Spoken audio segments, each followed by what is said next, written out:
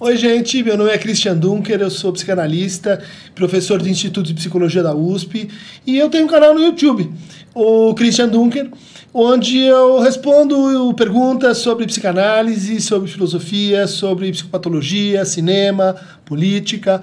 Então convido vocês a se inscrever no meu canal e a assistir o conteúdo dele aqui no 247, o querido 247, que está nesse projeto tão importante de compartilhamento de saber e de abertura de mundos. Obrigado.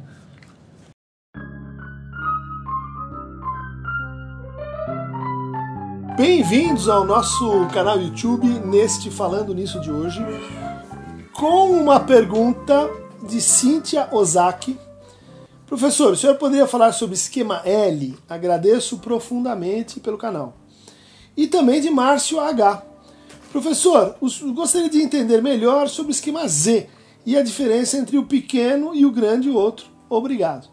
Então vamos começar dizendo que o esquema L, o esquema Z, ou L de lambda, né, são o mesmo modelo proposto pelo Lacan no seminário 2, o eu na teoria de Freud e na técnica da psicanálise. Né? Um seminário de 1954 e 55, cuja síntese abre os escritos. Né? Então, o seminário da Carta Roubada, que é o primeiro texto dos escritos, é uma síntese desse seminário. É um seminário muito importante, onde o Lacan está usando a cibernética, a matemática, pela primeira vez, para ler o capítulo 7 da interpretação dos sonhos, para ler a metapsicologia do inconsciente, a partir de uma hipótese simples, mas poderosa e que exige demonstração, de que o inconsciente ele se estrutura como uma linguagem. A linguagem ela se divide no campo formado pela língua, né, as propriedades que definem esta língua enquanto tal, e também do outro lado a fala. Né? A língua é um objeto abstrato, composto por essas relações de negação e de mútua correlação entre os signos, mas a fala é a apropriação individual de uma língua. Como dizia o Benveniste, é a língua assumida por aquele que fala. E a fala tinha sido relegada à psicologia social, mais precisamente, pelo Ferdinand de Saussure no seu livro, ou no compilado, né, dos seus cursos em Genebra, sobre o curso de Linguística Geral. Havia essa, então, ideia de que a fala não era objeto, vamos dizer assim, da ciência linguística. Isso depois se transformou com Benveniste, com Todorov, com a chamada linguística da enunciação, com a fonologia também, mas no início não estava na alçada, né, da linguística saussuriana. Bom, o Lacan, quando diz assim, o inconsciente é estruturado como uma linguagem, ele está dizendo que ele, então, é estruturado como uma língua, num certo sentido, mas também como uma fala. Isso é muito importante. Por quê? Porque ele precisa mostrar como esse veículo da ação clínica dos psicanalistas, que é o quê? A fala. Né? Nossos pacientes falam conosco, nós escutamos nossos pacientes, nós falamos com nossos pacientes. Como esta relação, ela pode ser então cifrada e como ela pode ser usada para descrever os processos transformativos, por exemplo, as remissões e reversões de sintoma. Mas para isso ele tem que lançar a mão desse primeiro modelo, propriamente lacaniano, que é um modelo sobre a estrutura da fala, um modelo que vai subverter o paradigma comunicacional, né? Vamos chamar assim. Quando a gente estuda a teoria da comunicação, mesmo quando a gente estuda Jacobson, está lá posto que a comunicação acontece quando um emissor, né, envia uma mensagem, né, num determinado canal, né, num determinado código, para um determinado receptor. Né? Então a mensagem vai daqui para o destinatário ou receptor, que decifra e recompõe essa mensagem na sua mente. Então a gente poderia substituir emissor e receptor por o eu e o outro. Então, quando a gente está falando, inclusive numa situação de tratamento, tem o analista, que é um, e tem o paciente, que é o outro. E do ponto de vista do paciente, tem o paciente, que é o emissor, e o analista, que é o receptor. Essa ideia, ela vai ser então subvertida, porque o Lacan vai dizer, a hipótese do inconsciente diz justamente que esse que é o emissor, ele não tem propriedade, ele não tem assim, a dominância perfeita daquilo que ele vai transmitir. Né? O inconsciente é justamente aquilo que diz algo a mais, ou diz algo a menos, ou que introduz negações, ou deformações, ou lapsos, ou então coloca uma problemática quanto à dominância desse emissor. Por exemplo, vamos pensar na situação de sonho. Né? Ontem sonhei que era um passarinho verde que andava pelo deserto azul. Você vai dizer, mas você quem nesse sonho? Né? Você está numa situação em que quem é que sonhou esse sonho? É você que está falando agora ou é uma espécie de outro você? Né? Então isso é um exemplo bastante simples, né, que pode ser replicado para, queria dizer pau, disse pedra, fiz um ato falho. Mas quando eu digo eu fiz esse ato falho, quem é o emissor? O Lacan começa a observar que a gente precisaria dividir esse emissor. Né? E essa divisão, ele diz assim, vamos considerar esse que é o que acha que é o senhor da linguagem, que é o gerente das palavras, vamos dizer, esse é a posição que o Freud descreveu com a noção de eu ou de ego. Né? E esse lugar onde eu falo para além de mim mesmo, onde parece que tem um estranho que fala em mim, ou que tem uma espécie de outro que fala em mim, vamos chamar esse lugar de sujeito. Então a gente já tem um sujeito que não é concêntrico, que não é identificável com o eu. E aí a gente dividiu, né, o emissor em dois. Só que acontece que o receptor também pode ser dividido em dois. Ou seja, quando eu estou contando o meu sonho, eu estou contando esse sonho para esta pessoa que está na minha frente, o Bully ou a Carol, né? Que são pessoas individualizadas, né? Com quem eu falo num código, uso um certo canal, vocês que estão me escutando agora, ou seja, outros indivíduos. Só que também quando eu localizo o meu destinatário, diz o Lacan, eu acabo recebendo dele, eu acabo sendo surpreendido pelo lugar onde eu sou escutado, de tal maneira que assim como há um estranho do lado de cá, há um estranho do lado de lá.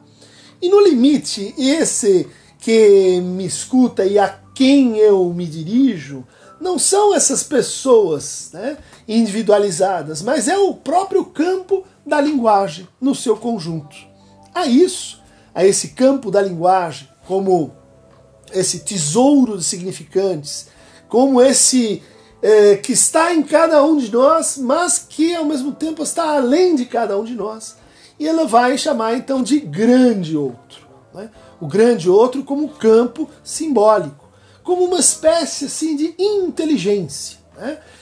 Como uma espécie de razão que atravessa a todos os outros com quem a gente fala, mas que ultrapassa a todos os outros enquanto indivíduos. Então a gente pode dizer para o Lacan, o inconsciente é transindividual.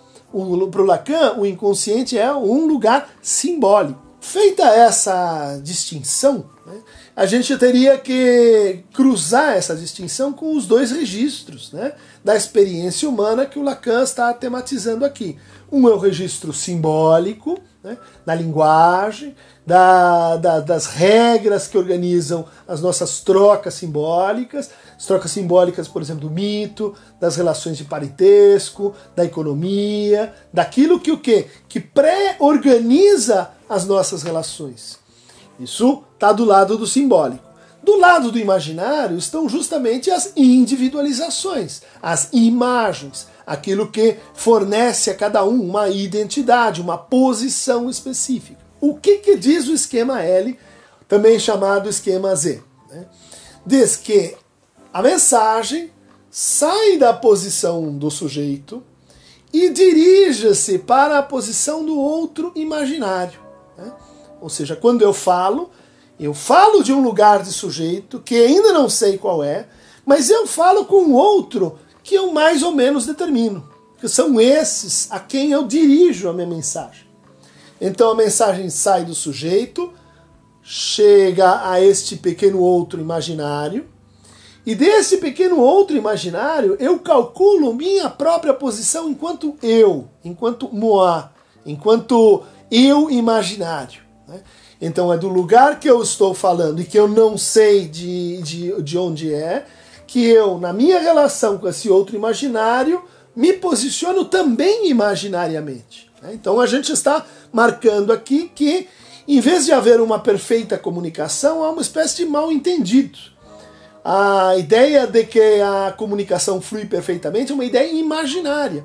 É uma ideia que diz o seguinte: esse outro a quem me dirijo é um espelho simétrico de mim mesmo.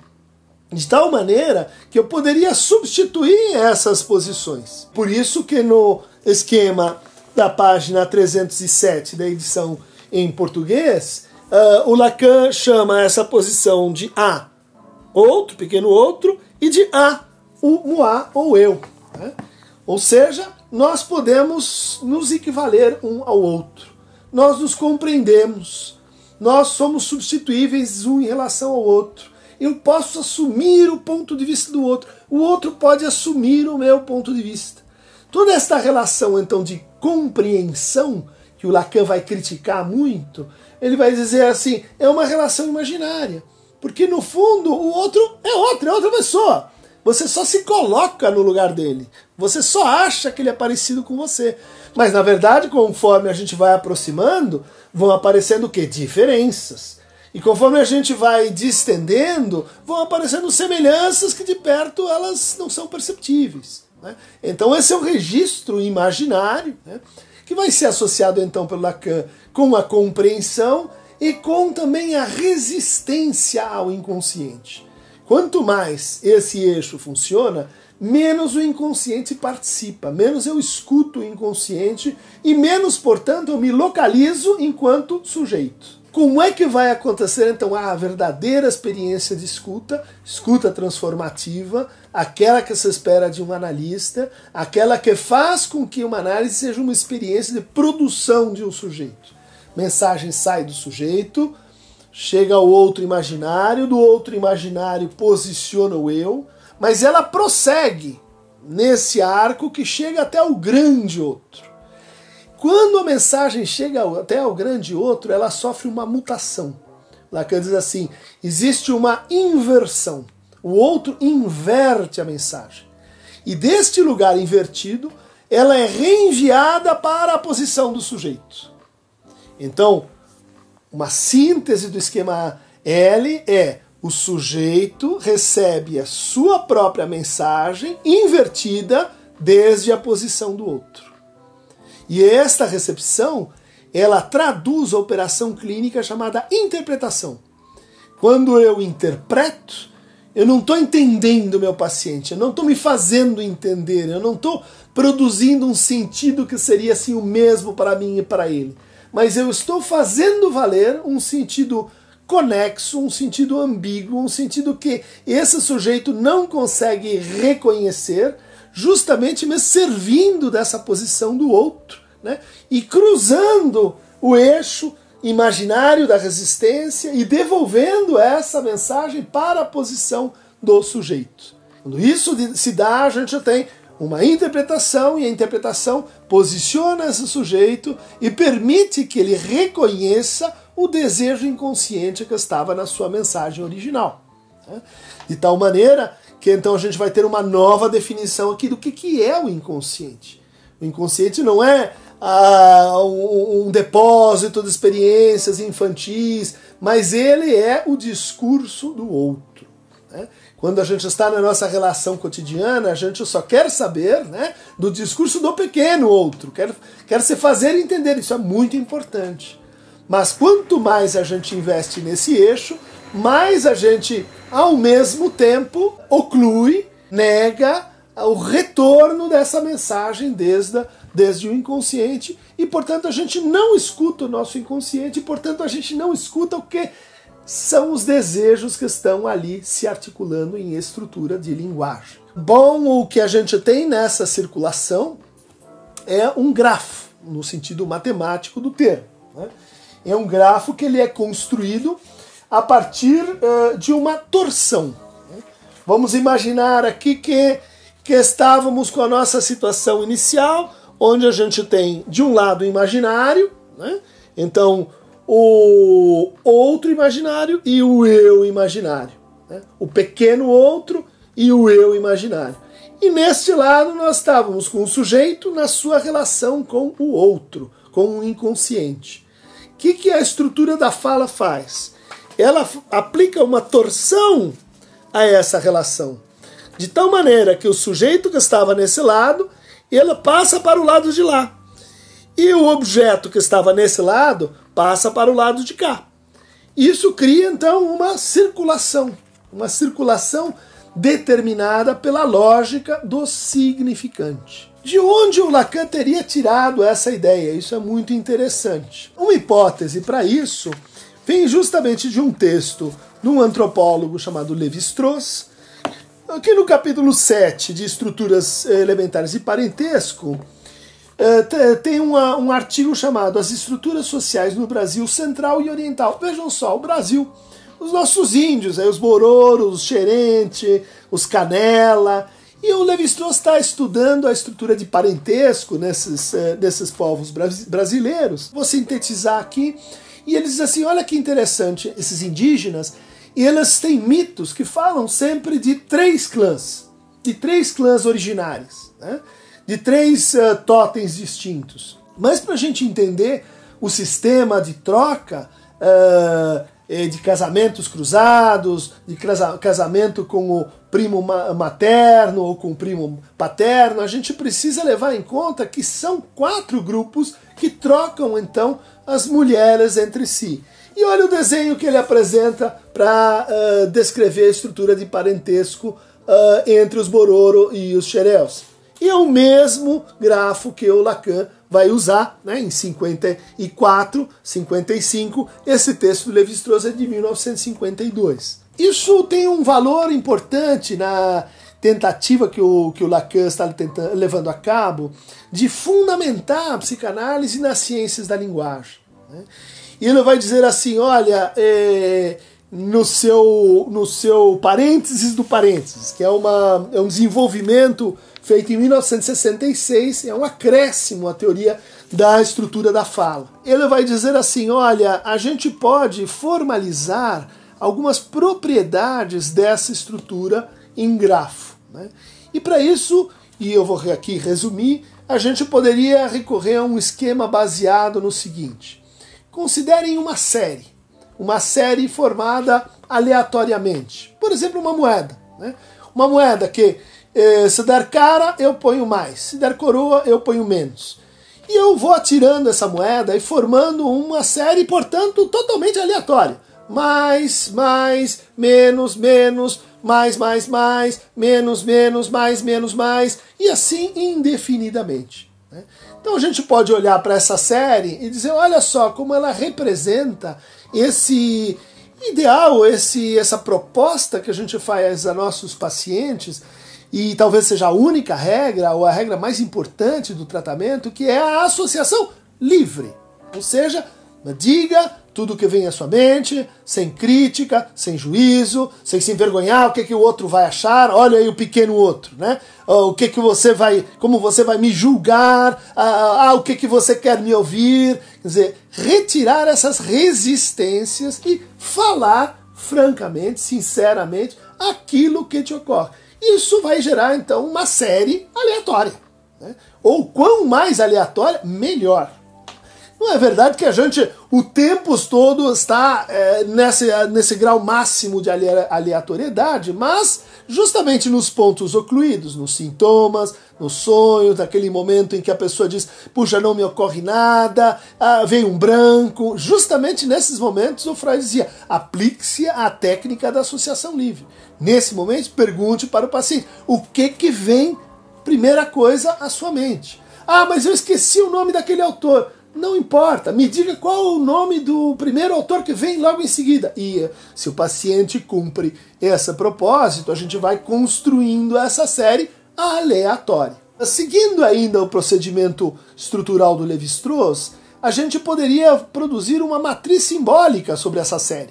A gente pode dizer assim, olha, se sair 3 iguais, mais, ou 3 menos em sequência, a gente chama isso de número 1. Ou vamos dizer assim, o número 1 é o simétrico.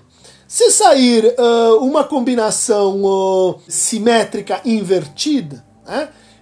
Por exemplo, mais, mais, ou menos, mais e menos, a gente chama isso de 2. Matriz simbólica número 2.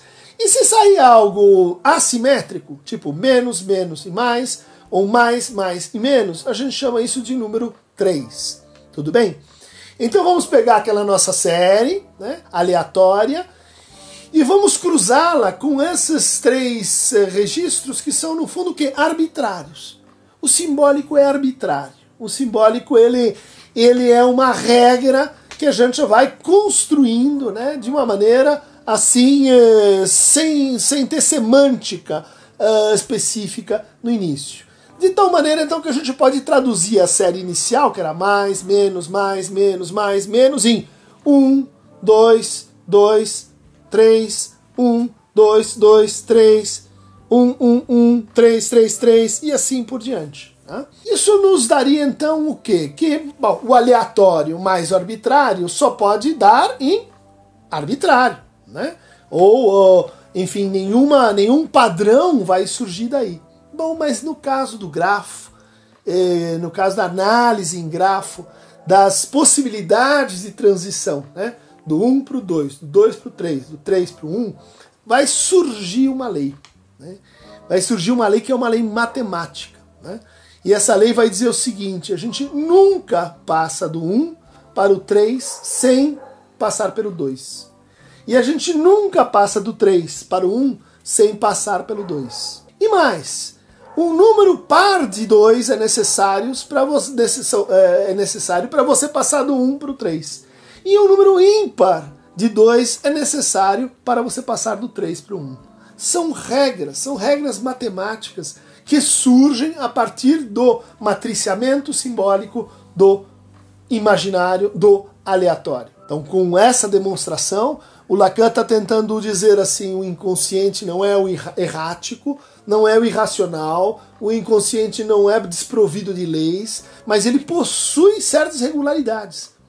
Certas regularidades que não são pensadas pelo próprio sujeito no sentido individual. Elas são pensadas por aquilo que predetermina o que o sujeito vai pensar. E isso é o campo simbólico. O campo simbólico enquanto mediação, o campo simbólico enquanto essa topologia onde a gente tem então relações de troca, mensagens e inversão de sentido. O esquema L ou esquema Z, ele é o protótipo então da primeira formalização matemática que o Lacan propõe aí para a psicanálise. Ele vai ter uma extensão, né, que a gente pode abordar em outro dia. Ele vai ter um complemento, né, que é o esquema R, e depois do esquema R o esquema I.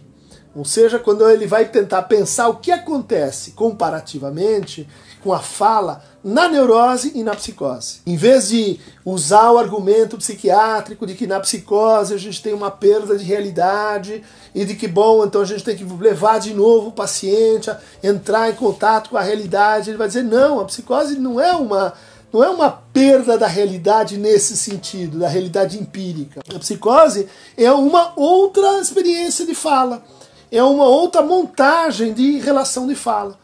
Nessa experiência, o sujeito não recebe a sua própria mensagem de forma invertida desde o lugar do outro, mas ele recebe uma mensagem direta a partir do outro. É chamada então a alucinação, as vozes, os pensamentos intrusivos, como se o eu, como se o outro, e nesse caso o inconsciente, né, como sinônimo do outro, estivesse a céu aberto. E essa é uma das teses mais importantes que a gente vai ter no texto de 1958, chamado Questão Preliminar a todo tratamento possível das psicoses. Então tá aí posto esse conceito básico, né, que fala sobre a fala, que redefine então as relações do inconsciente com a linguagem e que condiciona a operação clínica do psicanalista enquanto uma operação de escuta. Por hoje é só. Para mais fragmentos gráficos, grafêmicos, topológicos e matemáticos inconscientes, clique aqui no Aqueronta Movebo.